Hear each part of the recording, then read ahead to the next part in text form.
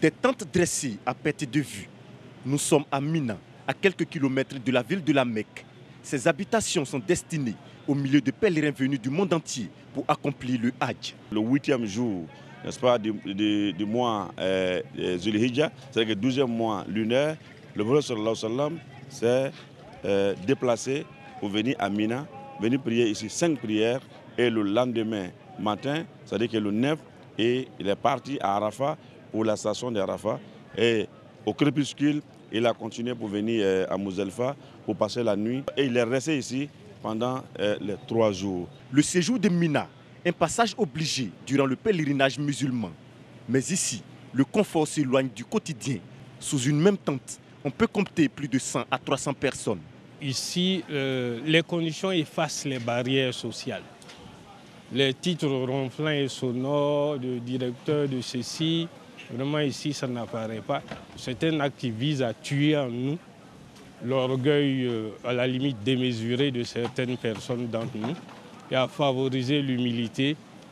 La façon qu'on se couche là, ça ne vaut même pas 1 mètre. Donc il faut penser qu'un jour, tu serais comme ça. On est rapproché, ça veut dire, si la mort vient là, tu t'en vas seul. Tu es venu seul, tu dois aller seul, non? Quand vous êtes ensemble, là, vous êtes en famille. Ce qui veut dire que l'homme n'est rien. C'est la mort qui nous attend. Nous sommes venus, on doit apprendre et puis mettre à l'idée que demain, nous allons nous coucher à terre. C'est ce qui fait que nous sommes ici, ça ne nous dit rien. Tout un monde pour de petits espaces, des conditions de vie pas trop aisées, mais juste pour rappeler aux fidèles des valeurs prônées par l'islam, dont la patience, la cohabitation, l'acceptation de l'autre. C'est pour amener le fidèle, n'est-ce pas, à se surpasser, à s'oublier, pour se souvenir que la présence d'Allah subhanahu wa ta'ala. La créature s'oublie, hein, il oublie son ego, il oublie son rang social, il oublie la dimension de sa connaissance, il oublie tout. Vous voyez, depuis Madina jusqu'à Mina, vous voyez que les conditions ne font que régresser un peu, jusqu'à ce que le pèlerin se trouve souvent à terre. On est au même pied d'égalité. On ne sait pas qui est riche, qui est pauvre, tu ne peux pas savoir qui est ton voisin. Nous sommes là, coincés.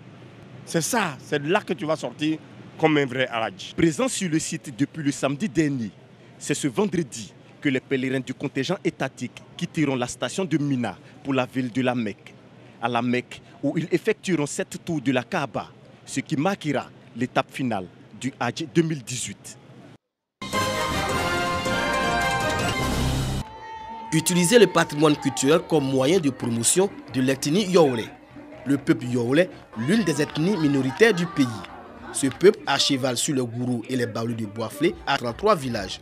La Fédération des mutuelles de développement du Yoruba, réunissant toutes les mutuelles de ces villages, a décidé de valoriser les danses traditionnelles et les artistes tradis modernes à travers une journée culturelle.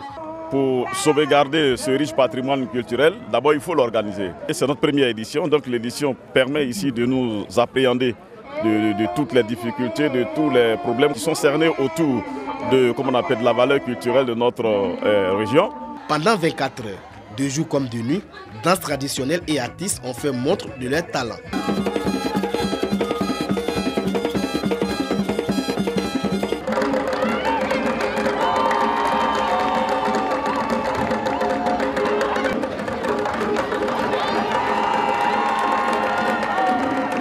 Les élus locaux, les cadres Yoruba et la jeunesse ont salué l'initiative. Tous se sont engagés à travailler pour la promotion et la sauvegarde des valeurs culturelles.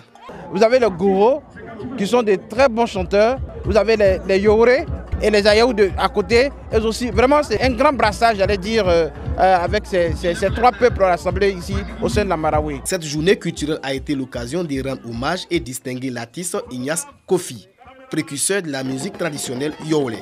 Cette activité se veut tournante dans le pays Yoruba.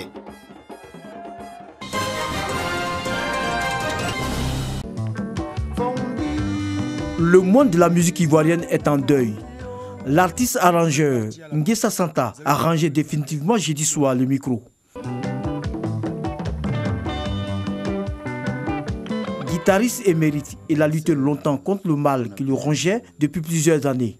Il était admis à l'hôpital général de Malkouri après un malaise. Une fois là-bas, les médecins ont demandé à ce qu'il soit transféré au CHU de Cocody. Ce qui a été fait. Malheureusement, le mal a eu raison de lui.